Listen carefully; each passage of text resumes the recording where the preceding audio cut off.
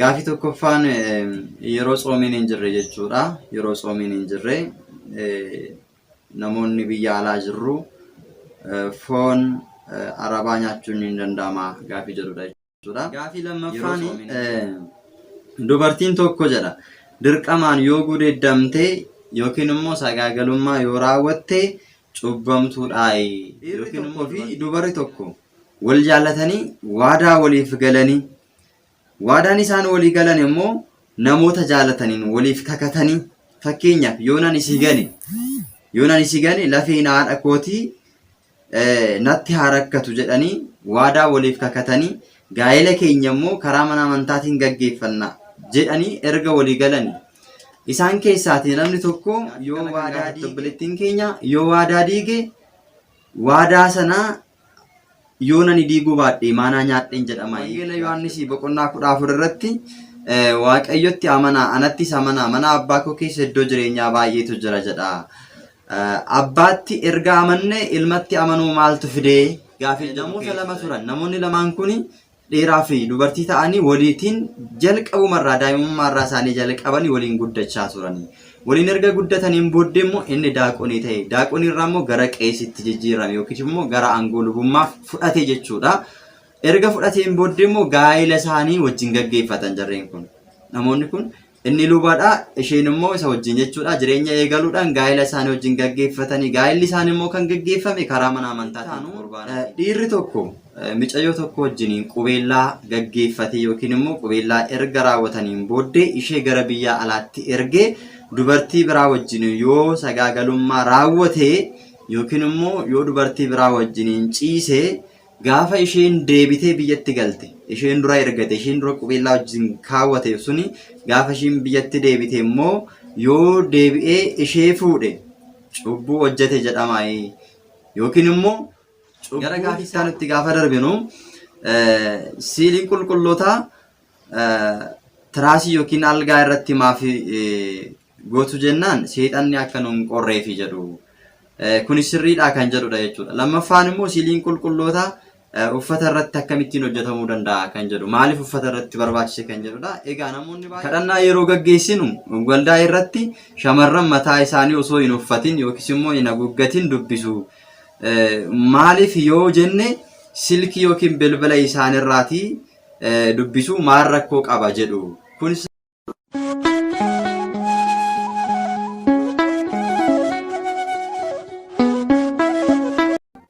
maqaa abbaa kan ilmaa kan hafuura qulqulluu waaqa tokkotti ni amanna. Ameen. Kabajamtootaaf jaalatamtoota maatiiwwan waaqayyoon kan jaallattan hordoftoota dhangaa lubbuu hundumti keessan nagaa waaqayyoo bakka lafa jirtanitti akkam jirtu akkam yeroo kana geessani. Ameen. Waaqayyoon hunduma keenya faana ta'u araarsummaan haadha keenya qulqulleettii dubaroo maarami. Eegumsi ergamootaa kadhannaan qulqullootaa hunduma keenya faana ta'u hanga bara baraatti. Ameen. Biyya lafaarratti gaariin nuti goonuu samiirratti mindaa ta'ee nuuf kaffalama waan ta'eef chaanaalii kana subscribe gochuudhaan hojii hafuuraa kana waliin taanee hojjennu saba keenya sagalee isaa dhagaanii akka isaan dukkana keessaatii bahan haa taasisnu isiniin jecha qophiin irra qopheeffanne egaa gaafiiwwan isin gaafattan keessaatii muraasa guyyaa irraa kan immoo deebisaa waliin laalla jechuudha. Yeroo darbee akkuma beekamu waa'ee ana ixalaa irratti jechuudha hafuurota hamootaa akkamittiin ofirraa ittisuu dandeenyaa fi iccitiin hafuurota hamootaa maalidha kan jedhu waliin laallee turre. Isa kanarrattis namoonni baay'een egaa akka barnoota irraa argattan abdii qabna kutaa lammaffaan itti fufaa har'aaf immoo gaafii fi deebii waliin taasisna jechuudha. Gaafii tokkoffaan yeroo tsoomiin hin jirre jechuudha.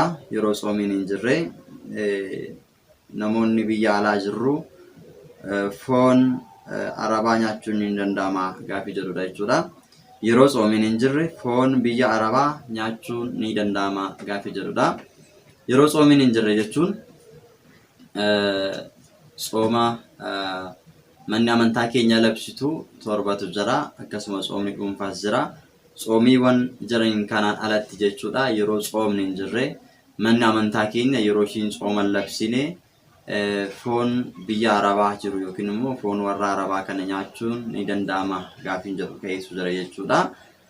Jalqaba irratti foon biyya arabaa keessa jiru foon akkamiitiin maddi isaa eessarraa maalirraa dhufe kan jedhuu fi waaqayyoon kan nuuf kenne akka nuti nyaannuuf kan nuuf eeyyame foon akka nuti nyaannuuf eeyyame isaan kami kan jennus addaan baasnee beekuun barbaachisaadha jechuudha.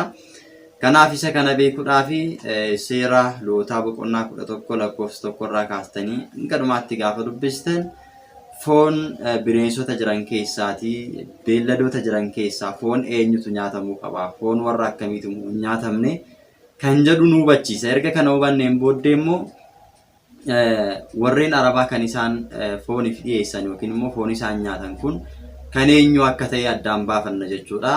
Eenyummaa isaa erga addaan baafanneen booddee warreen nyaataman keessatti kan ramadamu yoo ta'e nyaachuun rakkoon qabu. Warreen hin nyaatamne keessatti kan ramadamu taanaan garuu nyaachuun irra hin jiraatu jechuudha. Waaqayyo ergasii Museedhaa fi Arooniin namoonni Israa'elii bineensota lafarra jiraatan hunduma keessaa warra kanatti fufanii jiran nyaatan jedhee warreen isaan nyaachuu qaban addaan baasee itti hime jechuudha. Israa'el jechuun warra Waaqayyoon amanan ijoollee Waaqayyo jechuudha. Isaan keessaa nuti immoo tokkodha ijoolleen tawaahidoo jechuudha Waaqayyotti amanuu keenyan. Kanaaf jechuudha ijoollee Waaqayyo ta'uu keenyan Waaqayyotti amanuu keenyan immoo kan nuti nyaannuu fi kan nuti dhugnu addaan baasee Waaqayyoon nuuf kaayetu jira jechuudha. Kotteen isaanii baqaqaa ta'e bakka lamatti ramuu fi isaan alarra guruu danda'an hunduma nyaadhaan jedha jechuudha. Kan nyaatamuu danda'an kotteen isaanii lamaan bakka lamatti kan baqaqaa ta'e jechuudha. Fakkeenya kan akka hoolaa, kan akka re'ee, kan akka qotiyyoo sa'aa alalammoo guuruu kan danda'an nyaadhaan jedhe jechuudha. Kottee isaanii immoo baqaqaa ta'anii alala guuruu kan hin dandeenye nyaatinaa hin jedha. Deebi'ee immoo kotteen isaaniiyyuu immoo baqaqaa ta'e alala kan hin gurre nyaatinaa erga jedhee alala guuran immoo kotteen isaaniiyyuu baqaqaa kan hin taane immoo nyaatinaa simbiratti isaan kun ciiggaamuu haa ta'an jedhee warreen kotteen isaanii baqaqaa ta'ee fi alala guuruu warra danda'an qofa akka nyaachuu qabnu addaan baasee nuuf kaayetu jira jechuudha. Keessumattuu egaa gaafa lakkoofsa kanarratti keenye gaafa laallu gaalli jedha. Gaalli alala yoo guureyyuu kotteen isaa gargar waan hin hiramneef yookiin baqaqaa waan hin taaneef isa nyaatinaa simbiratti xuraa'aa ta'u jedha. Osoleen illeettiin akkasuma booyyeen isaan kun jechuudha kotteen isaanii baqaqaa yoo ta'eyyuu alala kan hin guurre jiru. Alala guuran immoo kotteen isaanii baqaqaa kan hin taane waan jiraniif isaan kanarraati maal hin godhina hin nyaatinaa hin jedha. Warreen bishaanitti galan keessaa immoo waanuma akka baallee fi qola qabu nyaadhaan jedha. Warreen bishaan keessatti galan keessaa baallee kan qabanii fi qola kan qaban balali'uu kan danda'an nyaadhaan jedha. Garuu galaana keessa laga keessa waanuma lubbuu qabuun warri bishaan keessa jiraatan bishaan keessa munyuuqan hundinuu simbiratti immoo xuraawoo haa ta'anii isaan kanarraati hin nyaatinaa ittiin hirmaatinaa hin jedha jechuudha. Keessumattuu isaan kun ciiggaamuu haa ta'an erga jedhee raaqa isaaniitti illee hin bu'inaa hin jedha. Wanta bishaanitti galu keessaa kan akka baallee fi qola hin qabne isinirratti xuraawoo haa ta'an jedha. Simbirroonni fi allaattonni warri xuraawoon ciiggaamoo waan ta'aniif gonkumayyuu hin nyaatinaa hin jedha. Fakkeenyaaf ruumecha kan akka qoraa kan akka guchii simbira halkanii allaattii bishaanii cooreefaa kan akka haadha quufoo haadha urruggoo allaattota waannisa fa'aa isaan kun hundumti isaanii simbiratti maal haa ta'ani xuraawoo haa ta'an jechuudhaan warreen xuraawoo ta'anii fi warreen nuti nyaachuu hin qabne addaan baasee macaafa kanarratti nuu kaa'e dhumarratti gaafa dhuftanii dubbistan immoo warreen nuti nyaachuu qabnu alala guuruu kan danda'an kotteen isaanii baqaqaa kan ta'e kan akka hoolaa, kan akka re'ee, kan akka saawwanii, kan akka qotiyyoo qofa akka nuti nyaachuu qabnuu fi allaattota keessaas kam akka nyaachuu qabnuuf kam akka nyaanne addaan baasee nuu kaa'etu jira waan ta'eef hundumti keessan seera lootaa boqonnaa 11 irraa kaatanii hanga dhumaatti gaafa dubbistan gaafii kanaaf deebii guutuu isiniif ta'uu danda'a waan ta'eef iyyuu waan nyaatamuu fi waan hin nyaatamne erga addaan baasne kan Waaqayyo nuuf eeyyame erga addaan baasneen booddee saawwan, hoolaa, re'ee, qotiyyoo, sangaanii qalu yoo ta'e yeroo xoomin hin jirre nyaata isaanii yoo nyaanne rakkoo hin qabu jechuudha. Gaafa nyaannu garuu mallatteeffannee kadhannaa irratti taasifannee nyaachuun barbaachisaa ta'a jechuudha. Gara gaafii lammaffaatti waliin darbina. Gaafii lammaffaan dubartiin tokko jedha dirqamaan yoo gudeeddamtee yookiin immoo sagaagalummaa yoo raawwatte cubbamtuudhaayi yookiin immoo dubartiin kun sagaagaltuudhaayi gaafii jedhudha jechuudha. Dubartiin kun maal taate dirqamaatiin nama biraatiin gudeeddamtee gaafii akka gaafii kanatti jechuudha. Yoo gudeeddamte dubartiin kun cubbamtuu ta'uu dandeessi yookiin immoo sagaagaltuu ta'uu dandeessi gaafii jedhu. Eeyyeen ta'uu dandeessi. Seerri Waaqayyo kan kaa'ee jiru sagaagalummaan hojiis cubbuu keessaa isa tokko akka ta'e nutti hima.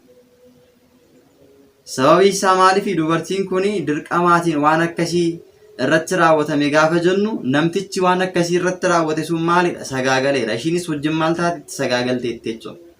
Kanaafiyyuu dirqamaan waan akkasii irratti raawwate ani bilisadha ani hin tuqamne hin jedhamu jechuudha.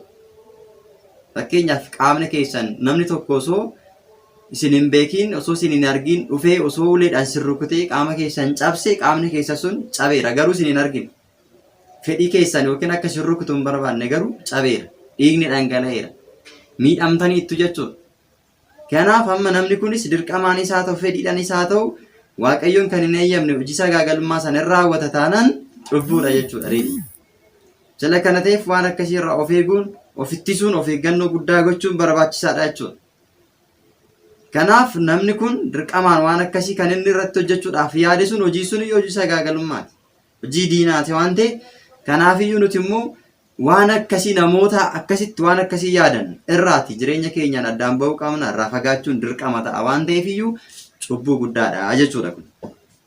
Gaafii lammaffaatti gaafa darbinu dhiirri tokkoo fi dubarri tokko wal jaallatanii waadaa waliif galanii waadaan isaan walii galan immoo namoota jaallataniin waliif kakatanii fakkeenyaaf yoonaan isii gane lafeen haadha kootii natti haa rakkatu jedhanii waadaa waliif kakatanii gaa'ela keenya immoo karaa mana amantaatiin gaggeeffanna jedhanii erga walii galanii isaan keessaati namni tokko yoo waadaa diige fakkeenyaaf gaafii kana kan gaafatte obboleettiin keenya yoo waadaa diige waadaa sanaa yoo nani diiguu baadhee maanaa nyaadheen jedhamee gaafii jedhu kaasifte jechuudha. Jalqabuma irratti egaa jecha kana gaafa laallu inni guddaan kan nuti beekuu qabnu kakateera jechuudha namni kun. Gaafa namni kun kakatu nutis wajjin kakanneera. Kakaa kanaaf abbaan waadaa diige sun itti gaafatamaa jechuudha. Sababii kanaatiin nutis maal taaneerra nama sana wajjiniin waadaa sana akka eegnuuf jennee waadaa sana wajjin kakanneerra waadaa wajjin galleerra. Waadaa wajjin galle sana namni suni garuu hin eegne waadaa sana diigeera. Waadaa sana erga diigeen booddee immoo gaa'elli namoota kana lamaanii addaan diigameera jechuudha. Waadaan diigame jechuun namoonni addaan ba'aniiru jechuudha. Walitti dhufeenyi isaanii dhaabbateera jechuudha. Erga walitti dhufeenyi isaanii dhaabbatee immoo maal ta'eera gaa'elli isaanii sun jigeera addaan ba'eera jechuudha. Erga addaan ba'e immoo namni kun ganaa gaa'ela biraa barbaaduu deema jechuudha. Gaa'ela barbaaduu erga deemee namni kunis amma maal ta'eera cubbuu keessa galeera. Akkamittiin cubbuu keessa galaa? Namni tokko gaa'ela isaa diiguu kan danda'u yookiis immoo kallattiin karaaleen ittiin gaa'elli diigaman sababoonni ittiin gaa'elli diigaman sadii qofadha. Inni tokkoffaan sagaagalummaadhaan. Inni lammaffaan immoo amantaan gargar ta'uu fi du'aatiin jechuudha. Kanaafuu namni kun waadaa diige. Waadaa erga diigeen booddee maal ta'a? Nama biraa barbaaduu deema jechuudha. Waadaa isaa sitti galee sana diigee nama biraa barbaaduu deema. Nama biraa gaafa barbaadu nama isa wajjin walitti dhufa jireenya biraa eegala. Nama sana wajjin akka sagaagalummaatti lakkaa'ama jechuudha kun. Dubartiin sunis akkasuma jechuudha. Kanaafuu jarreen kun maal ta'uu danda'uuti isaan irra jiraata? Qalbii isaanii jijjiirrachuun, yaada isaanii fooyyeffachuun, gaabbii galuun dirqama ta'a jechuudha. Kanaafuu jarreen lamaaniyyuu yakka keessa jiru, cubbuu keessa jiru jechuudha. Namtichi waadaa diige sun ishee kanas waadaa diigsiseera jechuudha. Akkamitti diigsise? Ofiisaa dubartii biraa faana deeme yookiis immoo waadaa isaa gaafa diigu dubartii biraa barbaaduun isaan oolu dubartii biraa gaafa barbaadu adeemsa sagaagalummaati jechuudha. Ishii kana dhiisee sababa tokko malee dhiisee waadaa isaa diige waan ta'eef. Isheenis immoo namichi waan waadaa diigeef gara biraatti filannoo ishii gara biraatti deebiste jechuudha. Filannoo ishii gaafa biraatti gaafa deebistu sababii tokko malee egaa waadaa diiganiiru. Waadaan diigame kun immoo isaan gidduutti gufuu ta'ee jarreen lamaan iyyuu cubbuutti kufaniiru. Yakkatti galaniiru waan ta'eef jarreen kun lamaan maaltu isaan barbaachisa?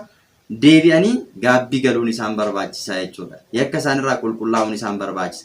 Yoo danda'ame immoo jarreen kun yakka isaan irraa qulqullaa'anii wantoota darbe sana dhiisanii walitti deebi'anii jireenya isaanii gaa'ela sana gaggeeffatanii akka waadaa walii galanitti wajjin itti fufuun barbaachisaa ta'a jechuudha. Gara gaafittaa nutti yoo darbinu wangeela Yohaannis boqonnaa 14 irratti waaqayyotti amanaa anattis amanaa mana abbaa koo keessa iddoo jireenyaa baay'eetu jira jedha. Abbaatti erga amanne ilmatti amanuu maaltu fidee gaafii jedhu keetu jira jechuudha. Gaafiin kun gaafii shakkitootaati. Ilmatti amanuu kan fide inni guddaan jechuudha. Wangeela Yohaannis boqonnaa 10 lakkoofsa 30 irrattianii fi abbaan tokkodha jedha. Ani fi abbaan tokkodha. Abbaanis na keessa anis abbaa keessa jira waan ta'eef iyyuu namni abbaatti amane anatti amanuu isaati. Kan ilmatti amane immoo anatti amane immoo abbaatti amanuu isaati jedhee tokkummaa isaanii lafa kaa'ee jira jechuudha. Abbaatti amanuun keenya ilmatti amanuu keenyadha. Kanaaf erga abbaatti amanne ilmatti amanuu maaltu fide gaafa jedhanii gaafii kana kaasan egaa abbaatti amanneerra taanaan ilmatti amanneerra ilmatti amanneerra taanaan abbaatti amanneerra waan ta'eef ilmatti amanuu kan fide lammeen isaanii aangoodhaan ajjeesuudhaan fayyisuudhaan jiraachisuudhaan bituudhaan uumuudhaan tokko waan ta'aniif iyyuu garaagarummaa waan hin qabneef tokkummaa isaanii kanaan itti amanuun dirqama ta'e yookiin immoo barbaachise jechuudha. Gaafii itti aanutti gaafa darbinu gaafiin kun gaafii nama dhuunfaati jechuudha. Gaafii nama dhuunfaa kana keessas namoonni akkanaa ammas hin dhabaman jiraachuu danda'u waan ta'eef iyyuu warreen akkasiidhaaf barumsi dabarsa waan ta'eef gaafii kana kan dhiyeessine jechuudha. Namoota lama turan. Namoonni lamaan kun dhiiraa fi dubartii ta'anii waliitiin jalqabumarraa daa'imummaarraa isaanii jalqabanii waliin guddachaa turanii. Waliin erga guddataniin booddee immoo inni daaqonii ta'e. Daaqoniirraa immoo gara qeesitti jijjiirame yookiin immoo gara aangoo lubummaaf fudhate jechuudha. Erga fudhateen booddee immoo gaa'ela isaanii wajjin gaggeeffatan jarreen kun. Namoonni kun inni lubaadha isheen immoo isa wajjin jechuudha. Jireenya eegaluudhaan gaa'ela isaanii wajjin gaggeeffatanii gaa'elli isaanii immoo kan gaggeeffame karaa mana amantaatiin qurbaanaatiin seera mana amantaatiin gaggeeffatanii jechuudha.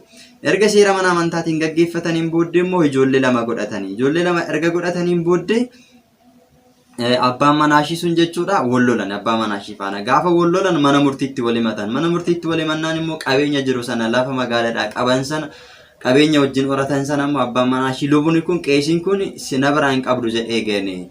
Kanaafiyyuu dubartiin kun waan hundumayyuu dhiistee otoo gara abbaa manaashii kanatti deebitee jireenya wajjin eegalte lubni kun yookiin immoo kaayiniin kun luba jedhamuu danda'a yookiin immoo aangoo lubummaa isaa kun itti fufuu danda'a sababii kanaan kan jedhu gaafiin ka'ee jira jechuudha. Isa kanarratti kan hubannu jechuudha sababii walitti bu'aniif qofa aangoo lubummaa isaarraan fuudhamu jechuudha. Sababii walitti muufataniif qofa aangoo lubummaa isaarraan fuudhamu yookiin immoo luba jedhamuun isaa hin hafu jechuudha. Inni tokkoffaa lubni kun haadha manaasaa kanaatiin walitti bu'anii walimataniiru. Erga walimataniin booddee namni kun aangoo lubummaa isaa kan inni irraa fuudhamu yoo haadha manaasaa walimatan kanaan adda adda bahanii nama biraa fuudhe aangoo lubummaa isaa irraa fuudhama jechuudha. Haadha manaasaa kanaan adda adda bahaniiru taanan jechuudha.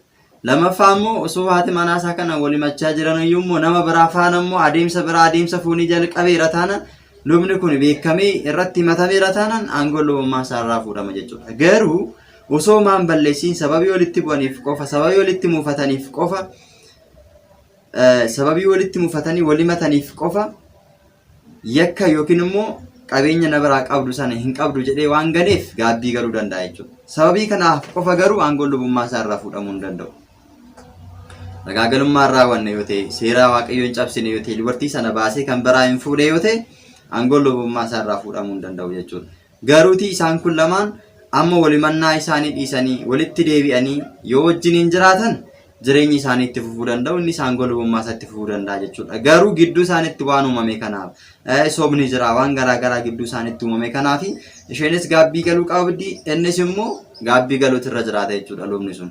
Lubni immoo eenyu biratti gaabbii gala kan jedhuuf immoo luba biratti gaabbii gala. Maaliif waaqayyoon aangoo lubummaa isaaniif kenneera. Aangoo lubummaa isaaniif kenne kana immoo isaan gaabbii hin galinaa wanni jedhamu waan hin jirreef luba kan aangoodhaan isaan dursu biratti immoo dhaqee gaabbii fudhatee jireenya isaanii kana wajjiniin qajeelfatanii wajjiniin jiraachuu danda'u jechuudha. Gara gaafii itti aanutti darbina. Gaafiin itti aanu dhiirri tokko micayyoo tokko wajjiniin qubeellaa gaggeeffate yookiin immoo qubeellaa erga raawwataniin booddee ishee gara biyya alaatti ergee dubartii biraa wajjin yoo sagaagalummaa raawwate yookiin immoo yoo dubartii biraa wajjiniin ciise gaafa isheen deebitee biyyatti galte isheen dura ergate isheen dura qubeellaa wajjin kaawwate suni gaafa isheen biyyatti deebite immoo yoo deebi'ee ishee fuudhe cubbuu hojjete jedhama yookiin immoo cubbuun isaa kun ishee qaqqabuu danda'a gaafii jedhudha. Gaafii kana gaafa laallu kaleessa wajjin qubeellaa kaawwataniiru wajjin waadaa galaniiru isheen hojiidhaaf gara biyya hambaatti deemtetti namtichi immoo maal ta'eera nama biraa wajjin jireenya biraa sagaagalummaa eegaleera gaafa isheen dhufte immoo ishee wajjin deebi'ee jireenya yoo eegale cubbuutti ta'a gaafii jedhuufi gaafa laallu egaa jarreen kun waadaa walii galaniiru abbaa manaa fi haadha manaa ta'aniiru qubeellaa wajjin kaawwataniiru. Inni garuu kallattii biraa deemeera. Cubbuu isaadhaaf guutumaa guututti isadha kan itti gaafatamu. Yakka isaadhaaf isadha kan itti gaafatamu. Yakka dalagee fi waan hojjete hundumaaf inni itti gaafatamaa jechuudha. Ishiin immoo kan itti gaafatamtu as keessatti namtichi kun otoo inni cubbuu hojjetu, otoo inni yakka hojjetu, otoo inni sagaagalu dubartii biraa wajjin jiraachuu isaa osoo beektu callistee laaltee deebitee amma immoo gana maaltu na dhibee rakkoon qabu silaa nan dhiisne. Ani gaa'ela kiyya wajjin gaggeeffadha yoo kan jettee yaaddu ta'e osoo argitu kan calliste yoo ta'e ishiittis cubbuu ni ta'a jechuudha. Cubbuu irraa deebii waan akkanaan barbaachisu sana wajjin qubeellaa kaawwattee taanaan alatti nama biraas hin barbaachisu jettee gaafachuu qabdi gara cubbuu kanaatti erga ni dhufe cubbuu kana keessaa akka inni bahee gaabbii galuuf hojii hojjechuu danda'utu ishirra jiraata jechuudha. Kallattii kanaan cubbuu itti ta'uu danda'a ishiitti.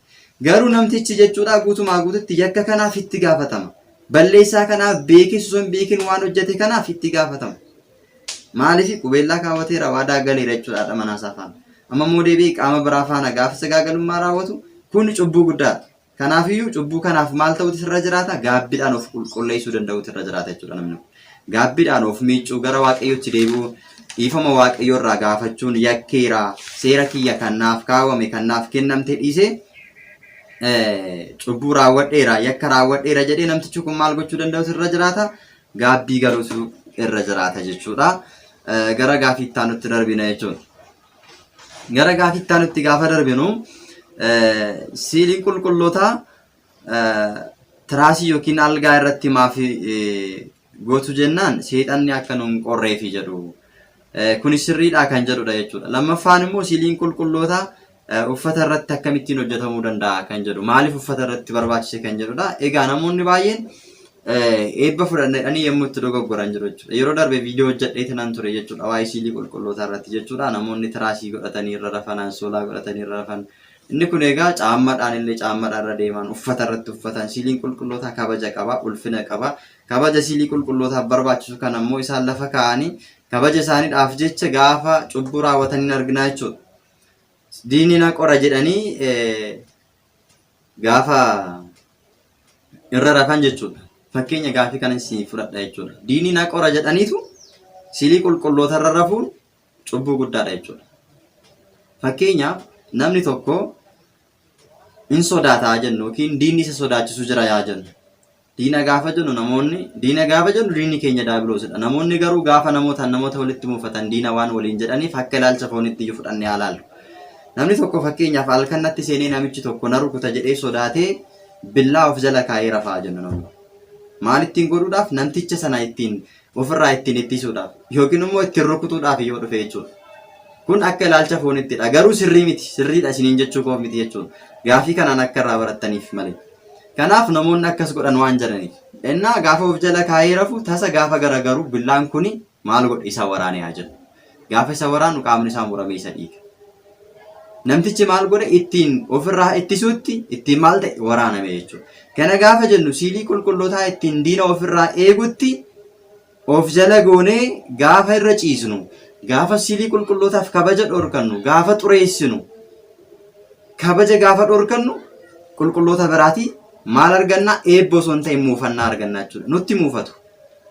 Maaliif namni jaalattan tokkoyyuu suuraa isaa naaf kenni jettanii suura nama jaalattanii san irraa fudhattanii kabajaan yoo kaa'uu baattanii zim jettanii bakkuma barbaaddan gootanii boorsaa keessan keessas haa ta'u lafas haa ta'u daaraarra osoo gootanii gaafa namtichi mana keessaan dhufu sana suurri inni isinii kenne sun osoo dhoqqeedhaan ilaaca maallaqamee dibamee awwaaraan xuraa'ee arge namtichi sun maal siniin jedha sinitti muufataa jechuudha. Qulqulloonnummaa ammana caala namatti muufatu.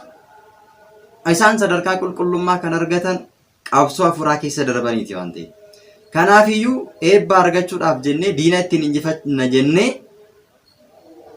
silii qulqullootaa irra rafuun hin barbaachisu jechuudha. Kun inumaatiyyuu silii qulqullootaa kabajuu dhiisuu cubbuutti nama geessa. Diinota keenya kan ittiin injifachuu dandeenyu sirriidha. Silii qulqullootaadhaan diina keenya injifachuu dandeenya. Diina keenya immoo kan ittiin injifachuu dandeenyu xureessinee irra rafnee irra deemnee miti, kabajneeti. Nuti yoo kabanye silii qulqullootaa yoo kabanye kabaja arganna qulqulloota irraa. Fakkeenyaaf afoomiyaa fudhattan diinni gaafa ishii qoruudhaaf dhufu ani qulqulluu Mikaa'eliidha jedhee gaafa fuuldura dhaabbatee maaliif tsoomtaa, tsoomuun hin barbaachisu, abbaan manaan kee du'eeraa, hin tsoomini, asiraat bakuraatiin kaffalanii waaqayyoon kadhannaa keessiif dhagaheeraa, eerumisiin jedheera gaafa jedhuun lakki gaafa laallame jecha keessan gaafa laallamu monoksiisin fakkeessa. Jalqaba monoksii fakkaatee waan itti dhufe monoksiisin fakkeessa jecha keessan gaafa laallamu garuu hojii diinaa of keessaa qaba maali jettee gaaffii kana gaafatte jechuudha. Gaafa kana qaana'ee deeme lammaffaa irratti immoo ergamaa waaqayyo Mikaa'elii fakkaatee dhufe jechuudha. Diinni kanaan dura sitti fokkoree ture isa sirraa dhufan dhufe gaafa jedhuuni meesti mallattoo Mikaa'ela ta'uu keenyatti agarsiisi. Mikaa'elli fannoo qaba, masqalii qabaati garuu hin qabdu jennaan lakki nuti yeroo suura kaanu malee yeroo silii keenya irratti kaanu masqalii qabanna malee yeroo deemnu akkanatti hin qabannu gaafa jedhu meekaamee dhugumaati. Yoo Mikaa'ela taate silii isaa mana jira waan ta'eef iyyuu mee fidee sitti agarsiisa gaafa jettuun gaafa silii isaa fuutee ol deebistu diinichi qaana'ee jechuudha. Silii isaa kabajaan waan keesseef, silii isaa ulfina iddoo kabajaa keessee waan jirtuuf Mikaa'elli dafee qaqqabee diina sana irraa hidhe jechuudha afoomiyaadha.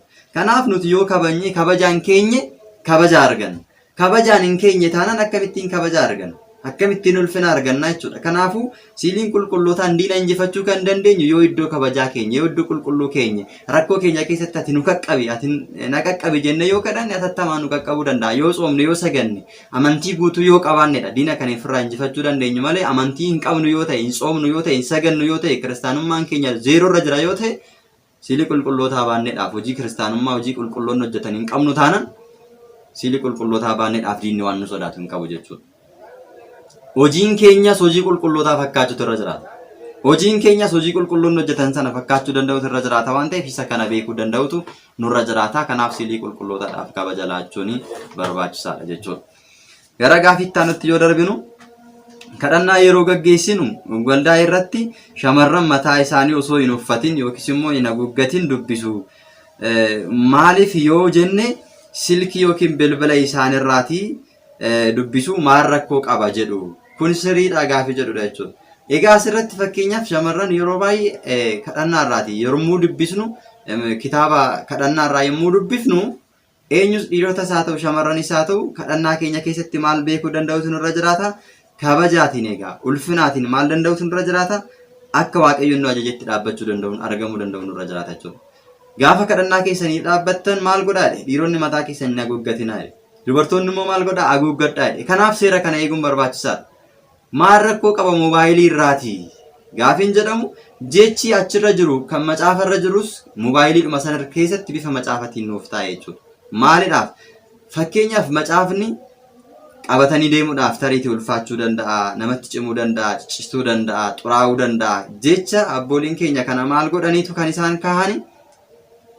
Keessumattuu namoonni biyya hambaa jiran akka garaa isaaniitti kitaaba kadhannaa kana ni argatanii, macaafa kadhannaa kana waan hin arganneef akka isaan salphaatti argatanii kadhannaa isaanii kadhatan akka isaan ittiin diina ittiin injifatan akka ittiin diina mo'ataniif jecha haala kana qopheessan malee sirrii ta'eeti miti jechuudha. Kanaaf yommuu kadhannaa keenya sanitti jechuudha seera kadhannaa guunnee kadhannaa gaggeessuun barbaachisaa ta'a jechuudha. Seera kadhannaa guunnee gaafa jennu dubartiin haguuggatteetti kan ishiin kadhannaa gootu. Akkuma sanitti kadhannaa gaggeessuun nurra jiraata jechuudha. Malee silaa waan rakkoon hin jiru silaa biyya keessa hin jirru silaa macaafarraan dubbifnu jennee naxalaa uffannu sana dhiisnee akkaataa sanaan deemna yoo ta'e sirrii miti jechuudha kun.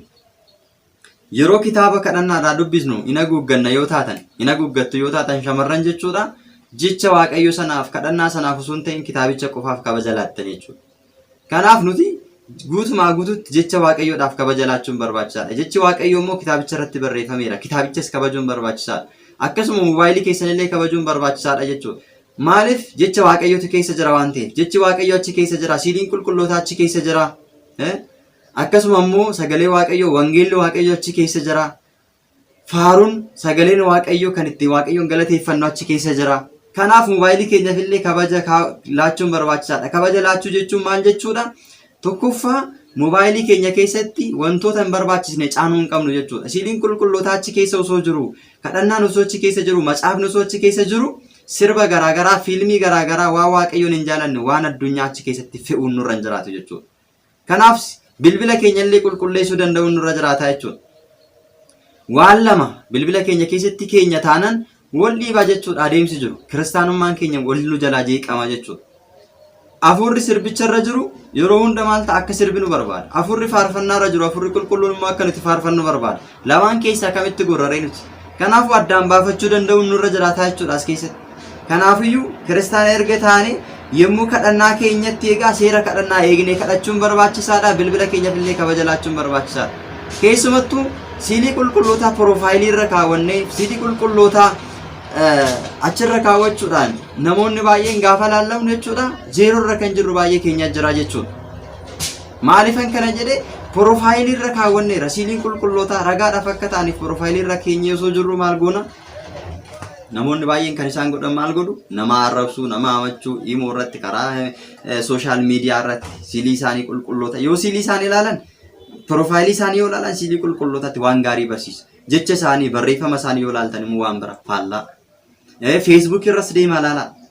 Gaafa Facebook irras deemtanii ilaaltan piroofaayilii isaanii yoo ilaaltanii fi jecha isaan barreessan mata duree irratti isaan barreessan yookiin waaqayyo tiksee kooti jedhu waaqayyo hunda danda'aadha. Bakka tiksii adda addaa fudhatanii maal godhu? Piroofaayilii isaanii irratti barreessanii siilii isaanis achirratti gaafa ilaaltan waan gaarii kiristaana dhugaa isinitti fakkaata. Jechi isaan immoo jalatti barreessan immoo kan biraa. Dubbiin isaan dubbatan immoo kan biraa. Haasaan isaan haasan immoo kan biraa faallaa. Hin barbaachisu waan akkanaa jechuudha. Kana keessaa bilisa ta'uun barbaachisaadha.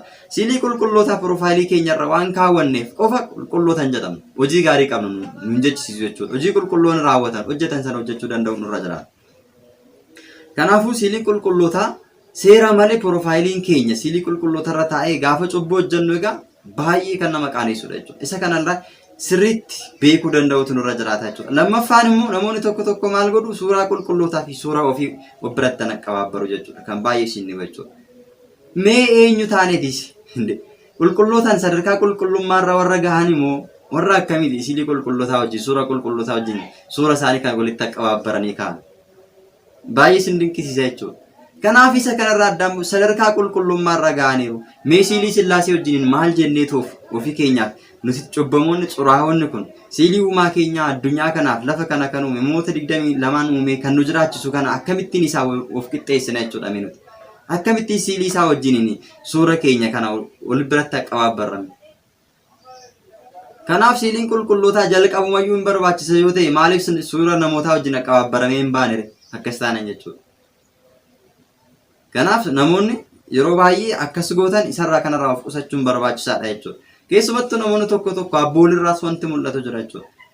Siilii qulqullootaa wajjin suura kaa'anii duuba isaanii baakgiraawundi isaanii siilii qulqullootaa kaa'anii mana qulqullummaa keessa kaa'u. Baay'ee dogoggora guddaa kan ta'e kanadha jechuudha. Nuti gaafa mana qulqullummaa deemne kabaja siilii qulqullootaa sanaafis saganna. Suuraan namichaa immoo siilii qulqullootaa wajjin hin jira namichaafis saganna jechuudha. Kun dogoggora guddaadha. Waan akkasiirraa of eeguun barbaachisaadha. Bataskaana keessa innaa tajaajilaaf deemtan iddoo deddeemtanitti ilaalaa. Baay'ee waan sin taasifsiisu, waan nama taasifsiisu waan baay'ee argitu waan ta'eef. Kanaaf waan akkasii qulqullaa'uu danda'utu irra jiraata. Waan akkasii dhiisuu danda'utu nurra jiraata jechuudha. Kanaafiyyuu qulqullummaan keenya kan ittiin madaalamu hin jiru. Har'a yoo qulqulloofne boruu hin kufna hin xuroofna. Har'a yoo waan gaarii dubbanne boruu hamaa dubbanna. Har'a waan gaarii yoo hojjenne boruu bakka jireenyi keenya walitti mammakamaa waan ta'eef. Jireenya walitti mammakamaa kana keessatti egaa qulqulloota warra ta'an wajjin of qixxeessuun hin barbaachisu. Akkasumatti isaan kabajuun barbaachisaa ta'a. Akkasumatti kabaja isaanirraa eebba argachuun barbaachisaa ta'a waan ta'eefiyyuu namoonni hundumtiyyuu waan akkanarraa of eeguun of qusachuun barbaachisaadha jechuudha. Inni biraan as keessatti gaafa laallu jechuudha. Gaafiin as keessatti ka'ee jira jechuudha. Fakkeenya yeroo basmuriin hojjetamu, faaruun gaafa hojjetamu, lallabni gaafa lallabamu, barumsi gaafa barsiifamu duubatti baakgiraawundiidhaan siiliin qulqullootaa taa'uu danda'u. Inni kunoo maal inni kan jedhuuf yeroo sanitti jarreessuun maalidha kan isaan hojjechaa jiran hojii hafuuraatti kan isaan hojjechaa jiran garaagarummaa isaa akka hubattaniif jechuudha. Fakkeenyaaf namni tokko hin faarfata yoo ta'e innaa faarfatu sana eenyu faarfachaa jira? Waaqayyoon faarfachaa jira. Qulqulloota kabajaa jira.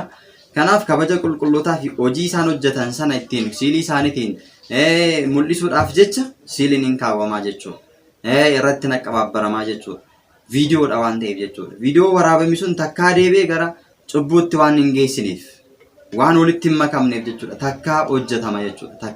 Takkaa hojjetama gaafa jennu waan qulqulluu irratti xiyyeeffatamee hojjetama waan ta'eef jechuudha. Faaruu sana faana galata sana faana kan deemnu walirratti hojjetama waan ta'eef jechuudha. Lallabas yoo ta'e jechuudha waa'ee eenyu akka lallabaa jiru duubatti suuraadhaan barsiisaa jira. Siiliidhaan barsiisaa jiraachuusaa kabaja siilii qulqullootaa mul'isu. Fakkeenyaaf siiliin qulqullootaa kaayyoon isaa inni guddaan tokko barsiisuudhaaf barumsa dabarsuudhaaf jechuudha. Waa'ee durboo maaramii gaafa dubbannu durboo maaramii maal akka fakkaattu maal akka hojii gaarummaan ishiin hojjettes maal akka ta'e fakkeenyaaf siilii qulqulleetti durboo maaramii gaafa ilaaltan yeroo hubboo baattee caammatti bishaan qeccee saree yoo baastu inni argitan hojii gaarummaa ishii qulqulloota bichaaf osoo hin taane dhala namaa bichaaf osoo hin taane sareedhaaf illee akka ishiin hammam akka ishiin azantu saree bishaan dheebotte sana innaa ishiin olii gadi kaattu sana saree sanaaf naatee bishaan sana baattee deemtu sana irraa qiccee yoo baasu ishii gaarummaa ishii kan ittiin agarsiisu siilii sun jechuudha. Hin barsiisaa jechuudha. Lammaffaan immoo siilii irraa eebba argannaan. Lammaffaan immoo yaadannoo qulqullootaa ittiin yaadanna jechuudha. Hojii isaanii ni qabsuuraa isaan keessa darban sana waan irratti raawwatamaa ture sana jireenya gidiraa isaan keessa darban waaqayyoof jedhanii eebba argachuudhaaf jedhanii keessa darban sana isaan irraati baranna waan ta'eef kanaaf jecha hin kaawwama. Barnootaafidha jechuudha kan inni kaawwamu waan ta'eef inni kun rakkoon qabu. Garuu nuti akkasumatti bilbila keenya irratti qabaabbarree suura keenya wajjin kaa'uun dogoggora guddaadha. Piroofaayilii keenya irrattis kaa'uun dogoggora guddaadha. Siilii qulqulloota irratti barreessuun dogoggora guddaadha. Gonkumaa irratti barreeffamuun irra hin jiraatu. Sababiin isaayyuu siilii qulqulloota irratti maaliidhaaf barreeffama? Barreeffamuun irra hin jiraatu jechuudha. Abbooliin keenya gaafa siiliin qulqullootaa qulqullummaadhaan hojjetamu irratti barreessanii kan isaan ka'an yoo jiraate jalatti bakka duwwaatti yookiin maqaa isaanii fakkeenyaaf kan Arseemaa yoo ta'e Samaayituu Qiddist Arseema bakka maqaa ishii qofa kan ibsu eenyummaa ishii qofa kan ibsu kan abbaa keenya Abuna Garba Manfas Qidduus yoo ta'e akkasuma kanaaf waan isaan ibsu sana danda'u sana maqaa sana barreessanii kaaniiru. Nuti immoo ganaa siilii qulqulloota irratti fuula irratti waan adda addaa irratti barreessuun gonkumaa hin barbaachisu jechuudha. Kanaafiyyuu waan akkasii keessaa bahuun barbaachisaadha. Of eeggannoo guddaa gochuun barbaachisaadha. Eebba argachuutti qulqullummaa argachuutti yemmuu itti abaarsa fudhatamu waan jiruuf sirriitti itti yaadnee kiristaanummaa keenya keessatti beekuun barbaachisaadha jechuudha. Nagaa ta'aa. Wasbaata Leegzaabeer.